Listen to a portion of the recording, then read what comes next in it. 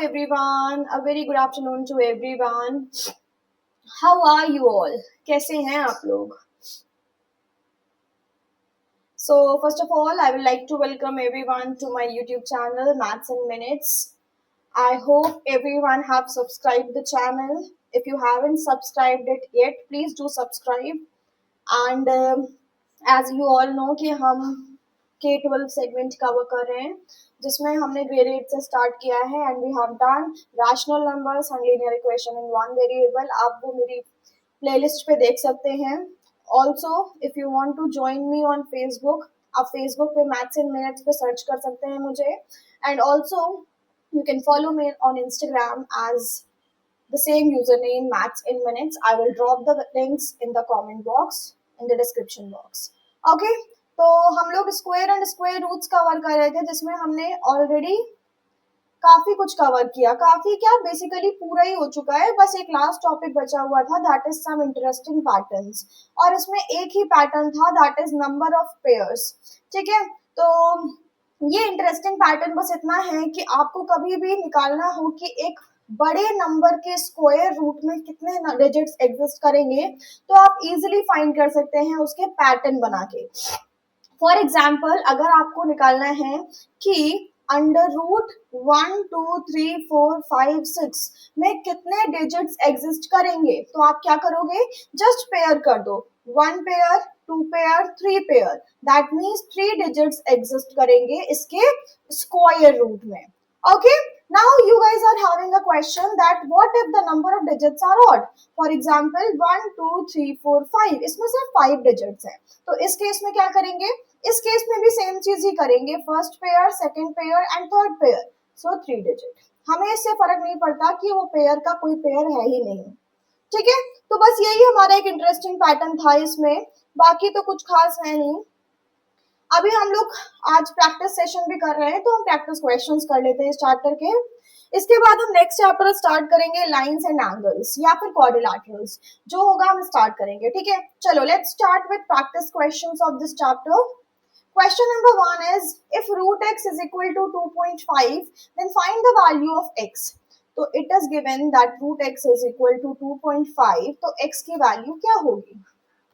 तो those who don't know, हम x को लिख सकते हैं root x into root x, because अगर हम लिखें x की पावर 1/2 into x की पावर 1/2 तो x की पावर 1 ही तो होगा, है ना. तो हम रूट एक्स को एक्स को लिख सकते हैं root x into root x. तो हम क्या करेंगे, जब भी हमें रूट हटाना होता है एक साइड पे तब हम दोनों साइड पे स्क्वायरिंग कर देते हैं. And remember guys, whatever we are doing, हमें वो दोनों तरफ करना पड़ेगा. ठीक है, हम कुछ भी ऐसा नहीं करेंगे जो सिर्फ एक तरफ कर रहे हैं. तो हम करेंगे on squaring both the sides. तो अगर हम रूट एक्स को स्क्वायर कर दें और इधर 2.5 को स्क्वायर कर दें तो रूट एक्स का square will be x and 2.5 का स्क्वायर will be 6.25. तो answer is option number A. I hope it is clear to everyone. Simply आपको स्क्वायरिंग कर देनी है बोथ साइड पे और आपको आपका आंसर मिल जाएगा. Now the next question is, which of the following numbers must be added to 150 to make it a perfect square? तो एज आई टोल्ड यू, आप क्या करोगे जब भी आपसे पूछा जाए कि हमको क्या ऐड करना है या क्या सब्ट्रैक्ट करना है तो आप यूज करोगे लॉन्ग डिवीजन मेथड. और अगर द क्वेश्चन इज आस्किंग कि हमें क्या मल्टीप्लाई और डिवाइड करना है, आप लॉन्ग डिवीजन मेथड यूज करोगे. लेकिन एक छोटा नंबर है तो हम इसको डायरेक्टली ही कर लेते हैं. एज यू नो, 150 कौन से दो स्क्वायर्स के बीच में लाई करेगा, it will B lying between 12 का स्क्वायर दैट इज 144 एंड 13 का स्क्वायर दैट इज 169. ठीक है, ऑफ कोर्स 144 और 169 के बीच में तो ये 150 आएगा, है ना. Now the question is asking हम इसमें क्या ऐड करें कि वो एक परफेक्ट स्क्वायर बन जाए. तो यू कैन सी, अगर हमें ऐड करना है तो हम ये सोचेंगे कि 150 में क्या ऐड करें कि वो 169 बन जाए. तो क्लियरली इट इज प्लस 19. अगर हम 19 ऐड कर देंगे तो 150 plus 19 is 169 and 169 already a perfect square of 30. अगर क्वेश्चन ये कह रहा होता कि हम क्या सब्ट्रैक्ट करें, तो हम ये सोचेंगे कि हम 150 में क्या सब्ट्रैक्ट करें कि वो 144 बन जाए। ऐसे केस में आप 6 सब्ट्रैक्ट करेंगे। तो here we have to add 19. I hope it is clear to everyone. Basically मैंने इसमें पूरा square and square roots cover करने की कोशिश करी है। अगर कोई क्वेश्चन बच जाता है तो आप हमें कमेंट बॉक्स में बता सकते हैं। Next question is, the square of a number ends with 6, which could be the unit digit of the number. कह रहे हैं एक स्क्वायर नंबर है जिसका लास्ट का डिजिट जो है वो 6 है। तो हमसे ये पूछ रहे हैं कि which could be the unit digit of the number. ये 6 किस केस में आ सकता है भाई? किस नंबर का स्क्वायर करने पे 6 आ सकता है?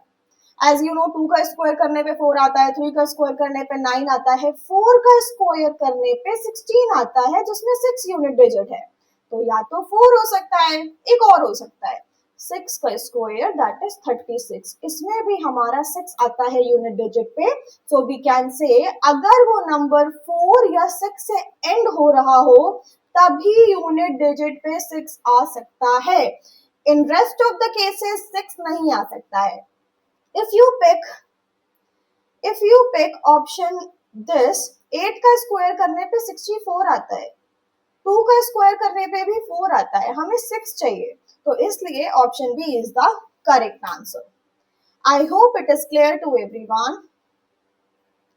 Now the next question is, the difference between two consecutive perfect square is 65. What is the smaller number? So they are asking, there are two consecutive square numbers. Consecutive means लगातार, one after other. For example, 2 का consecutive number है 3, ठीक है, 3 का है 4. That means एक number आगे वाला। लेकिन हमें पता नहीं है हम किन दो consecutive numbers की बात कर रहे हैं, तो हम ये कहेंगे अगर फर्स्ट नंबर x है तो सेकेंड नंबर x प्लस 1 होगा। ऑफ कोर्स अगर हम इसको 1 मान ले तो सेकेंड 1 प्लस 1 2 हो जाएगा, है ना? ठीक है। नाउ ये कह रहे हैं कि टू कंसेक्यूटिव परफेक्ट स्क्वायर, ये नंबर जो है वो परफेक्ट स्क्वायर है, तो हम कह सकते हैं x का स्क्वायर प्लस x प्लस 1 का square is equal to, sorry subtraction की बात हो रही है ना, माइनस हो जाएगा। They are saying the difference की बात चल रही है ना, तो माइनस 65। अभी x square as it is x plus 1 का whole square. Those who don't know a plus b का whole square, it is a square that is x square plus b square that is 1 square plus 2ab that is 2 into x 2x is equal to 65. Now we know whenever we are having subtraction outside the bracket, bracket के अंदर के sign change हो जाते हैं। That means सारे sign change कर दो, plus x square will be minus x square, plus 1 will be minus 1, plus 2x will be minus 2x. अभी x स्क्वायर और x स्क्वायर जीरो हो गया, x square minus x square, minus 1 is in addition, moves to right hand side, it will be in subtraction. Sorry minus 1 subtraction में था, right hand side पे जाएगा addition में। Now the number is minus 2x is equal to 66. Now 2 is in multiplication, moves to right hand side, it will be in division. X की value आ गई minus 33, right? X की value minus 33 आ गई, but the question is asking what is the smallest number? अगर X की value 33 I, that means ये value 33 आई, तो X plus 1 क्या आएगा? 33 plus 1 that is 32, right? Everyone? तो इसमें स्मॉलर वैल्यू क्या हो गई? 32, सॉरी 33 प्लस 1 34 होगा ना, तो इसमें स्मॉलर वैल्यू क्या आई? Of course 33 is a smaller value ना, तो 34। तो अभी द क्वेश्चन इज सेइंग कि ये दो परफेक्ट स्क्वायर्स थे जिनका डिफरेंस जो था वो कितना था? 65. I hope it is clear to everyone. If you have any doubt, let me know in the comment box. Now the next question is, the sum of squares of two numbers is 313. If one number is 12, what is the other? Now again, there is a similar question. They are saying we are having two squares जिनका सम है 313. अगर उसमें से एक number 12 है तो दूसरा number क्या है? तो इसमें क्लियरली दिया है कि फर्स्ट नंबर जो है वो 12 है, और सेकेंड नंबर हमें पता नहीं है, तो हम कह सकते हैं सेकेंड नंबर क्या है, x। ठीक, अच्छा, the question is saying sum of squares, इन दोनों के स्क्वायर का सम, दैट मींस 12 का स्क्वायर प्लस x का स्क्वायर इज 313। ओके, ठीक है, इतना तो क्वेश्चन में दिया है। नाउ 12 का square is 144, 313. Now 144 will move to right hand side, it will be minus 144. When you will subtract them, you will get 169. And remember guys, as I told you in one question, that whenever we remove a square from one side, it gives us the root on the other side. That means अगर हम यहाँ से square हटाएंगे तो हमें दूसरे side पे root लगाना पड़ेगा। तो x is equal to under root 169 and under root 169 is 13. Option number A. I hope it is clear to everyone, and if you have any doubt let me know. Directly question में लिखा हुआ है ना कि दो number के square का सम जो है वो कितना है, 313। अगर एक नंबर 12 है तो दूसरा नंबर बताना है, हमने एक की जगह 12 लिख दिया, दूसरी की जगह x लिख दिया, simple. Okay, next question is, what is the smallest number by which 1800 should be divided to make it a perfect square? अभी हमें बताना है कि 1800 जो है वो एक परफेक्ट स्क्वायर तो है नहीं, लेकिन हम इसमें क्या डिवाइड कर दें कि ये एक परफेक्ट स्क्वायर बन जाए। तो as I already told you guys that जब भी हमें मल्टीप्लाई और डिवाइड का पूछना होता है तो हम प्राइम फैक्टराइजेशन यूज करते हैं। तो 1800 का प्राइम फैक्टराइजेशन कर लेते हैं हम पहले। तो 2 9s are 18, 2 4s are 8, 2 5s are 10 and 0, 2 2s are 4, 2 2s are 4, 2 5s are 10, 3 7s are 21, 3 5s are 15, 3 2s are 6, 3 5s are 15, 5 5s are and 5 1s are। चलो भाई पेयरिंग कर लेते हैं। If you will do the pairing, you will find this 2 is having a pair, this 3 is having a pair and this 3 is having a pair. लेकिन इस 2 का कोई भी पेयर नहीं है। That means अगर हम इस 2 को उड़ा दें तो रिमेनिंग के पेयर तो है ना। तो हमें क्या करना है कि अगर हम 1800 से 2 को हटा दें तो हमें मिलेगा 900 और 900 is a perfect square of 30। तो दैट मीन्स हमें किससे डिवाइड करना है, 2 से।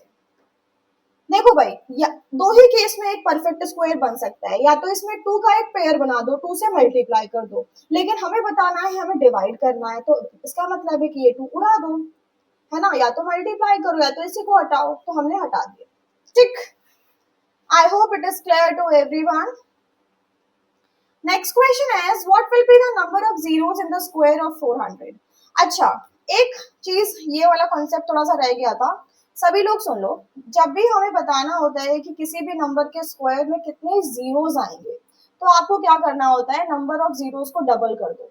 इसमें नंबर ऑफ जीरोस 2 है, तो जब आप इसका स्क्वायर करोगे तो 2 का square is 4, sorry 2 2s is 4, तो इसमें 4 जीरोस हो जाएंगे। 4 का स्क्वायर 16 और अगर 4 जीरोस, ठीक है। Sometimes the question will ask कि how many zeros will be in the number 6000। ठीक, तो 3 zeros है, 3 2s are 6, तो इसके आंसर में 6 zeros होंगे, और 6 6 are 36। This is how you have to do these kinds of questions. Simply you have to double the number of zeros. Next question is asking how many numbers lie between 14 का square and 15 का square। हाँ भाई, ये भी एक question है, ये patterns में आता है, हमने बताया है ऑलरेडी। 14 का स्क्वायर और 15 का स्क्वायर, जब भी हम दो कंसेक्यूटिव परफेक्ट स्क्वायर्स की बात करते हैं, तब अगर हमें पूछा जाए कि उन दोनों के बीच में कितने नंबर्स एग्जिस्ट करेंगे, तो सिंपली हमें छोटा वाला नंबर डबल कर देना होता है। फॉर एग्जाम्पल, 14 का स्क्वायर और 15 के स्क्वायर में 14 is the lowest number, so 14 का डबल कर दो, it is 28। That means 28 numbers exist करेंगे। 14 का square that is 196 and 15 square that is 225, इन दोनों के बीच में टोटल 28 numbers will exist। ठीक है, इन तरह के क्वेश्चंस में छोटे नंबर को बस डबल कर दो, इतना ही करना होता है। Next is what is the square root of 3969। चलो फिर से एक बार लॉन्ग डिवीजन मेथड देख लेते हैं, जिनको समझ नहीं आया था एक बार और देख लेते हैं। So we have to find square root of 3969. Do the pairing, first pair, third, second pair. 39 का nearest perfect square is 6 because 6 6 are 36, right? 6 plus 6 is 12. 39 minus 36 is 3. Now you have to focus कि हम कि हाँ next number is 69। अभी हमको focus करना है कि 9 यूनिट डिजिट पे कैसे आ सकता है। तो वी नो 9 यूनिट डिजिट पे आ सकता है अगर हम 3 का स्क्वायर करें 9 या फिर 7 का स्क्वायर करें 49। तो अगर हम यहाँ लिखें 123 3 तो it will be 369, the reminder got 0 and hence prove this number is a square root of 63। I hope it is clear to everyone. Okay, now I think one more question is remaining. देख लेते हैं इस question को भी। The question is saying find the least number which must be multiplied to make it a perfect square। अभी multiplication का question आ गया और कॉन्सेप्ट वही रहेगा कि 720 में मल्टीप्लाई करना है तो हम प्राइम फैक्टराइजेशन कर लेते हैं। 3 2s are 6, 3 4s are 12, 3 8s are 24, 2 4s are 8, 2 2s are 4, 2 1s are 2, 2 5s are 10 and 5 1s are 5। Now let's do the pairing। Pairing भी कर लेते हैं। This is a pair, this is a pair, this is a pair, but 5 do not have any pair। That means हमें 5 से multiply करना पड़ेगा और तब ये एक perfect square बन जाएगा। अगर आप चेक करना चाहो तो 720 को 5 से मल्टीप्लाई कर लो, आएगा 3600 और 3600 is a perfect square of 60। I hope it is clear to everyone. If you guys have any doubt, feel free to mention your doubts in the comment box. And this was all about square and square roots। इसी के साथ हम square and square roots को finish कर रहे हैं। In the next class, we will pick lines and angles या फिर quadrilaterals। इन दोनों में से कोई एक चैप्टर हम पिक करेंगे। And till the time, if you guys have any doubt, let me know and also let me know कि हम next video किस पे लाएं। ठीक है? Thank you so much guys. Don't forget to hit the subscribe button. Do subscribe my channel. If you guys like the channel, do like it. Do like my videos and do support. Okay. Thank you so much. Bye bye. Take care. Have a good day. Bye bye.